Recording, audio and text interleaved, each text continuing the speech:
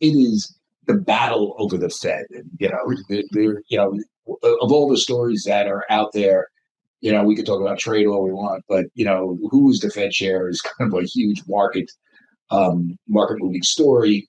There's no doubt that Trump wants Jerome Powell out. Trump wants lower short-term rates. Why is he so focused on short-term rates? Well, simply that the big, beautiful budget doesn't cut the deficit enough. So you don't spike rates on the 10-year by issuing more 10-year debt, you have to roll over short-term debt. Thus, Trump wants lower short-term debt. But Powell's afraid of lowering, Jerome Powell, the current Fed chairman, is afraid of lowering short-term debt rates because he's worried that would stoke inflation and cause that thing you want to prevent anyway from happening, the 10-year yield gapping out. So that's where we are right now. Trump wants him out. Listen, there's one reason why he's not out, from what I understand, is that there is a debate among legal types inside the White House. White House lawyers, there are some who says, there's a four-cause clause in the Federal Reserve Act of 1913 that the president can get rid of the Fed chair, and there are White House lawyers saying it doesn't stipulate, so it can be whatever the president wants. There's some people arguing that. There's people inside the Treasury saying, no. Now they established this thing, this Fed, as an independent agency. It better be something significant because Powell will say no, and then you're going to have to get the Supreme Court to prime out of his job. And that could be really disruptive and volatility, could cause volatility. And spending $2.5 billion on a new building doesn't really cut it. It might, if he definitely lied about it before Congress. But still, what's a lie? What's in the statement? I mean, you really think Jerome Powell's a wicked liar? I mean, I don't know. It's hard to know. But in any event, it seems like it's a lot of money. And, by the way, it sounds like a Taj Mahal of Fed buildings. I mean, do they really need to have sort of cafeterias, high-end cafeterias? I don't know.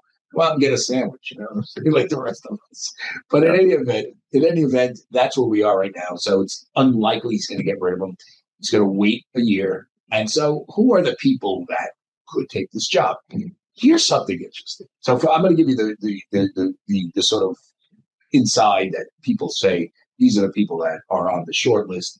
Kevin Warsh over at Stanford University, probably the best qualified, looks good, smart, worked for the Fed during the financial crisis on the board of governors. He's got to be the odds-on favorite just based on his skills level. You have Kevin Hassett, who's the NEC, National Economic Council director. Trump likes him. He does a lot of TV. Smart. Might be considered too close to Trump. The markets do not like. They like the independents. So, if you put someone in there that's a rubber stamp for lower interest rates, markets can react negatively. Kevin might give you that, although he's really smart. I know the guy, so it's a bum rap, I think. But and then there's a dark horse would be the guy that's actually doing the selecting is Scott Bessent, the Treasury Secretary. He's on the list too. Although I find it hard to believe he's going to pick himself. And those confirmation hearings will be interesting. Just because he worked for Soros, he was a speculator in commodities and dollar and currencies, I should say. And as you know, Soros, before he went all in on progressive politics, was one of the biggest speculators in the market. Broke the Bank of England and the pound sterling and the Bank of England by shorting it. So that could be an interesting confirmation hearing. But he's gone through that once already as Treasury Secretary, and he wouldn't be the first Treasury Secretary to make the move. As you know, Janet Yellen, Fed Chair, to Biden Treasury Secretary. So those are the top three. A wild ass dark horse is Bill Pulte. Do you know who he is? He's the head of the FHFA. His name is in the sort of outer limits of the rumor mill. His name popped up.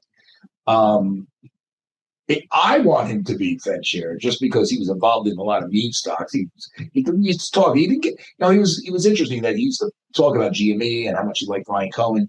That's Bill Pulte. Yes. Stop it.